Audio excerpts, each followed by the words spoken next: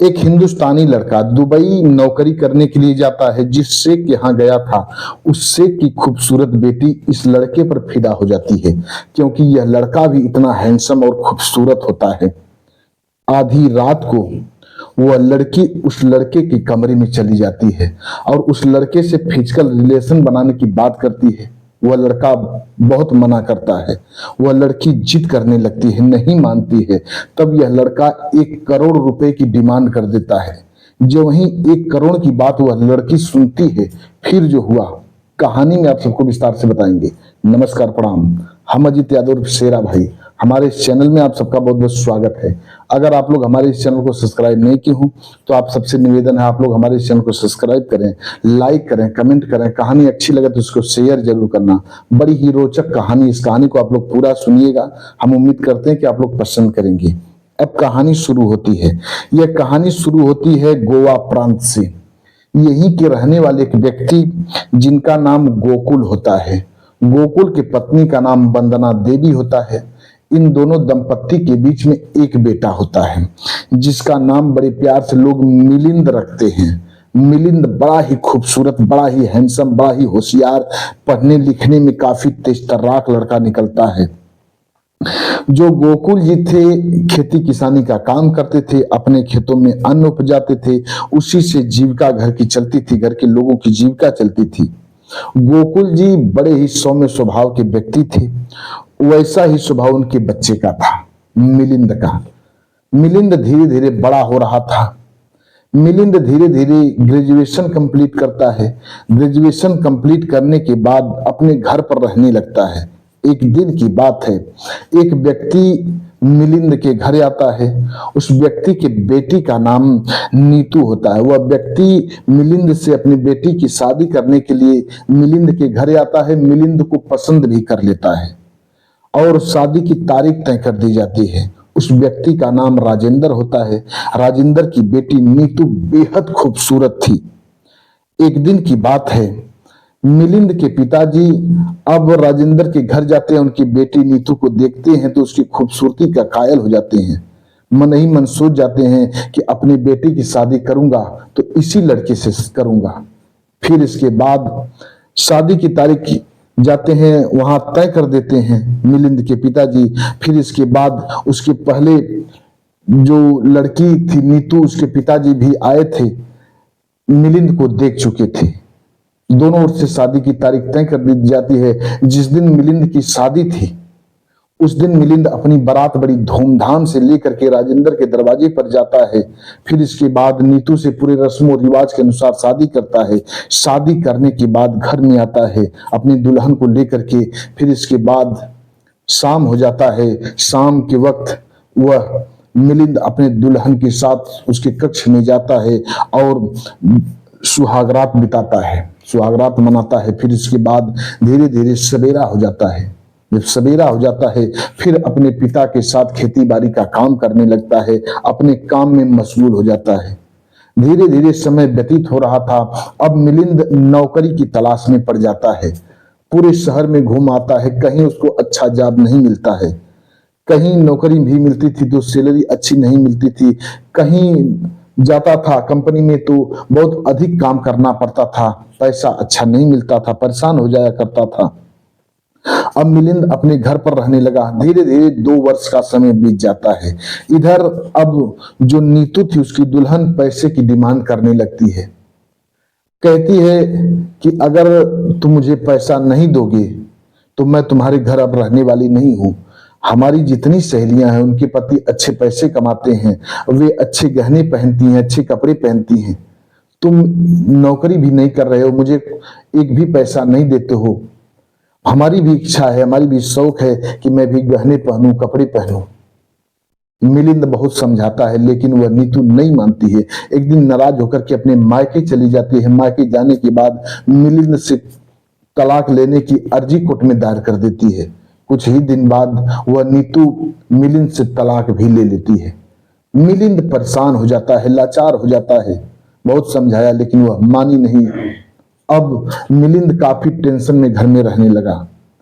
लेकिन मिलिंद अपने गांव में रह करके अपने एक दोस्त के घर जाता था और ड्राइविंग का काम सीखने लगता है, गाड़ी चलाने लगता है। धीरे धीरे कुछ ही दिन में गाड़ी चलाना सीख जाता है। एक दिन की बात है, मिलिंद एक व्यक्ति से बात करके दुबई जाने की कोशिश करता है, अपना पासपोर्ट बनवा लेता है। पासपोर्ट बनवाने के बाद उस व्यक्ति से कहता है कि मुझे भी दुबई ले चलो। वह व्यक्ति इस पर दया रहम करके मिलिंद को अपने साथ दुबई लेकर के जाता है। दुबई एक शेख के यहाँ जाता है गाड़ी चलाने के लिए, और उस शेख के यहाँ जा करके मिलिंद गाड़ी चलाने भी लगता है। इधर धीरे धीरे समय व्यतीत हो रहा था। जिस शेख के यहाँ मिलिंद रहता था उस शेख की गाड़ी चलाता था और पैसा अच्छा कमाता था। अब पैसा जब अच्छा कमाने लगा तो अपने पिता के पास पैसा भेजता था। उसके पिताजी घर अच्छा बनाने लगे, घर जो पक्का बनवाने लगे और 2 मंजिला घर बनवा करके तैयार करा लेते हैं। काफी जमीन जायदाद लिखा लेते हैं, खूब तरक्की होती है, माता पिता खुशहाल रहने लगे। इधर एक दिन की बात है, जो शेख था उसकी खूबसूरत बेटी इस लड़के पर फिदा हो जाती है। अब वह लड़की इस लड़के से अपने मोहब्बत का इजहार करना चाहती थी, मौके की तलाश में थी, लेकिन उसको मौका नहीं मिल पा रहा था। एक दिन की बात है, वह शेख अपनी बेटी का एडमिशन बहुत बड़े वहीं के कॉलेज में करा देता है। वह लड़की वहां से उस कॉलेज में चली जाती है और वहीं हॉस्टल लेकर के रहने लगती है। लेकिन दिनों रात वह लड़की हमेशा मिलिंद का ख्याल करती थी और मिलिंद के बारे में सोचती थी, मिलिंद को पाने की इच्छा रखती थी। कभी कभी समय समय पर मिलिंद को अपने पास बुलाती थी और मिलिंद को पास बुलाने के बाद उससे इतना प्यार का इजहार करना चाहती, पर वो नहीं कर पाती। डरती भी थी कि कहीं मिलिंद मना न कर दे। कोई न कोई बहाना बना करके मिलिंद को अपने पास बुलाया करती, उसको देख लेती तो उसको चैन आ जाता। फिर मिलिंद वो काम पूरा करके अपने शेख के यहाँ चला आता। धीरे धीरे अब ऐसे ही 5 वर्ष का समय व्यतीत हो जाता है। एक दिन की बात है, वह लड़की, उसका नाम था रूबिका। रूबिका अपने घर आती है। 5 वर्ष के बाद जब घर आती है तो उसके यौवन में काफी अच्छा निखार आ जाता है। अब पहले से और खूबसूरत लगने लगती है।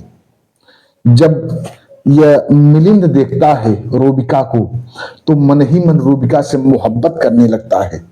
और वह इतनी खूबसूरत अब लग रही थी, पहले से भी ज्यादा खूबसूरत लग रही थी। एकदम अपने सबाब पर थी वह लड़की, खूबसूरती के सबाब पर थी। मिलिंद कायल हो गया उसकी खूबसूरती का।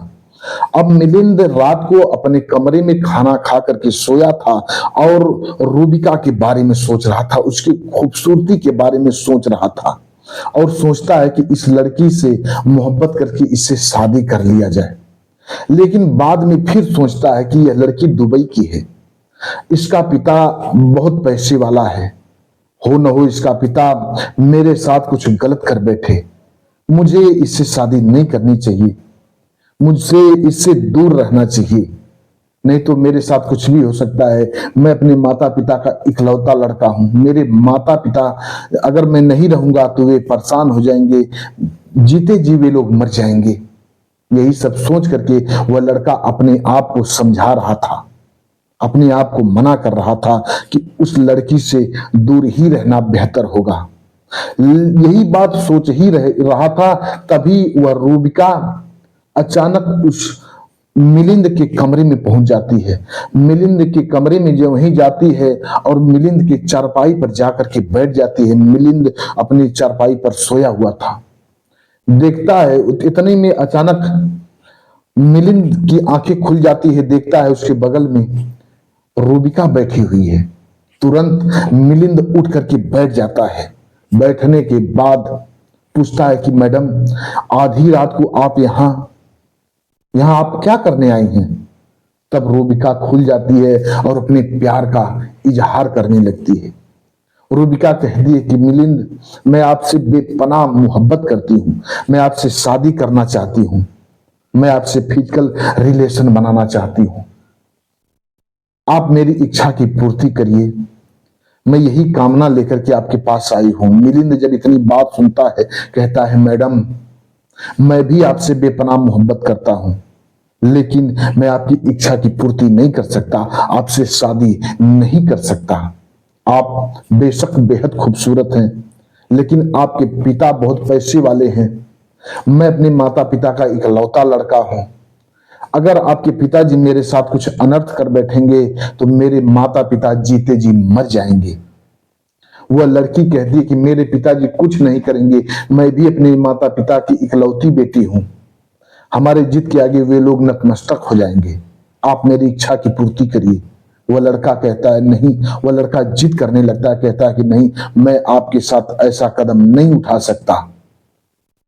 हाँ, अगर आप मुझे परेशान करेंगे तो मैं यहां से चला जाऊंगा। जब इतनी बात वह लड़की सुनती है, रोने लगती है।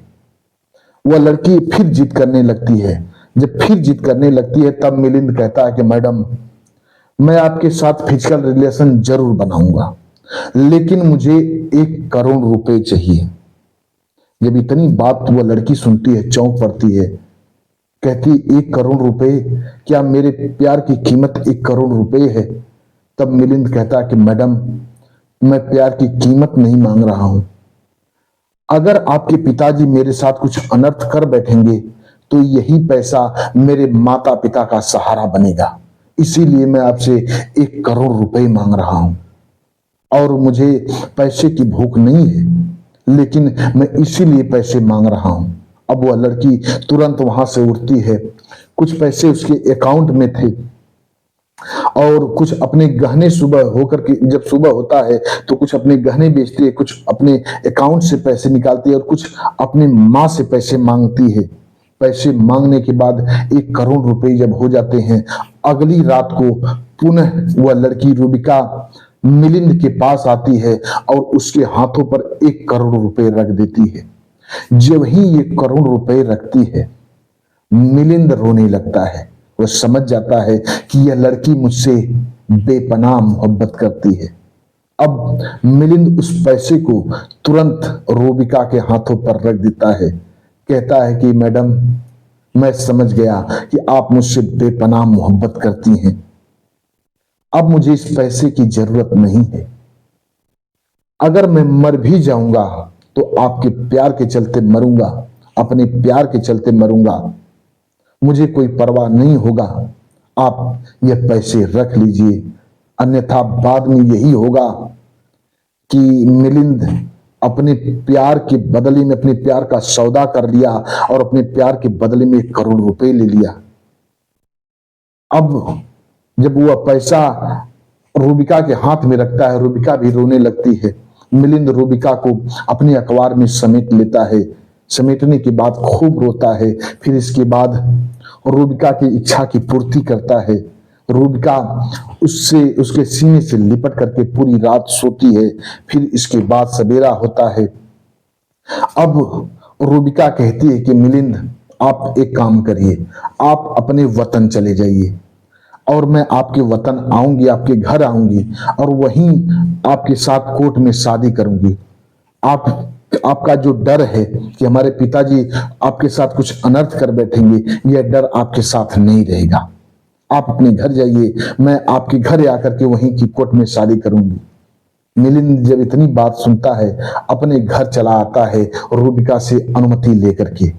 फिर इसके बाद वह रूबिका भी 2-4 दिन बाद अपना पासपोर्ट वीजा तैयार करा करके यहाँ मिलिंद के घर चली आती है। मिलिंद के घर आने के बाद वहीं की कोर्ट में मिलिंद से शादी करती है। शादी करने के बाद मिलिंद के घर में कुछ दिन तक रहती है। फिर इसके बाद अपने पिता को फोन लगाती है।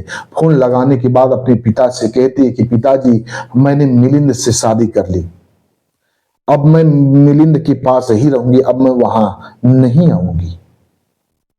मिलिंद को कुछ पैसे देती है और एक कंपनी भी चलवाने लगती है। मिलिंद अब कंपनी के जरिए पैसा कमाने लगता है। धीरे धीरे 1 वर्ष का समय बीत जाता है। जब 1 वर्ष का समय बीत जाता है तब उस लड़की रूबिका के पिता अपनी बेटी को देखने के लिए काफी परेशान हो जाते हैं, क्योंकि इकलौती बेटी थी। अब अपनी बेटी को अपने पास बुलाना चाहते हैं, लेकिन वो लड़की कहती नहीं पिताजी, कौन हो आप, मेरे साथ कुछ गलत कर बैठे। उसका पिता बहुत समझाता है, कहता है बेटी, तुम हमारी इकलौती लड़की हो, तुम ही हमारे बुढ़ापे की सहारा हो, मैं तुम्हारे साथ ऐसा कदापि नहीं कर सकता, तुम मेरे पास आओ। वह लड़की अपने पिता की बात को मान जाती है। उसका पिता काफी कसम खाता है कि मैं तुम्हारे साथ गलत काम नहीं करूंगा, तुम आओ मेरे पास। वो लड़की जाती है और कुछ दिन तक रहती है। फिर इसके बाद अपने पिता को कहती है कि पिताजी, अब मैं मिलिंद के पास जा रही हूं, अब मैं वहीं रहूंगी। अगर आप लोगों की इच्छा हो तो आप लोग भी मेरे साथ चलिए। वह शेख अपनी बेटी की बात मान जाता है और अपनी पत्नी को साथ लेता है। फिर इसके बाद पूरा बाकायदा डॉक्यूमेंट तैयार करा करके अपनी कंपनी को बेच करके पैसा ले करके मिलिंद के पास आता है। सारा पैसा मिलिंद के नाम कर देता है। मिलिंद कंपनी चलाने लगता है, अच्छी तरक्की करने लगता है। सभी लोग एक साथ रहने लगते हैं। सभी लोग हंसी खुशी से अपना जीवन बिताने लगते हैं और यहीं की नागरिकता लेकर के सभी लोग रहने लगते हैं। बस आज की कहानी इतने तक। कहानी कैसी लगी आप लोग कमेंट बॉक्स में बताइएगा। हमारे कुछ व्यूअर हैं जो कि अपना नाम लेने के लिए अपील किए हैं। एक है राव मोहम्मद यासीन, लाहौर पाकिस्तान के रहने वाले हैं। डॉक्टर राकेश सैनी बिजनौर के रहने वाले हैं। श्रवण कुमार मौर्य कच्छ गुजरात के रहने वाले हैं। अनुज कुमार त्रिपाठी लखनऊ उत्तर प्रदेश के रहने वाले हैं। दिनेश चौबे बिहार के रहने वाले हैं। विनोद कुमार त्रिपाठी वाराणसी के रहने वाले हैं। ये लोग हमारी हर कहानी को सुनते हैं, बेहद पसंद करते हैं। वीडियो में नाम लेने के लिए अपील किए थे, हमने बारी बारी से इन सबका नाम लिया। आप भी अपना नाम बुलवाना चाहते हैं तो कमेंट बॉक्स में अपना नाम दीजिए, एड्रेस बता दीजिए, आप सबका भी नाम लिया जाएगा। कहानी कैसी लगी कमेंट बॉक्स में बताइएगा। चैनल को सब्सक्राइब करिएगा। मिलते हैं अगले एपिसोड में किसी एक नई कहानी के साथ, इंटरेस्टिंग कहानी के साथ। तब तक के लिए नमस्कार।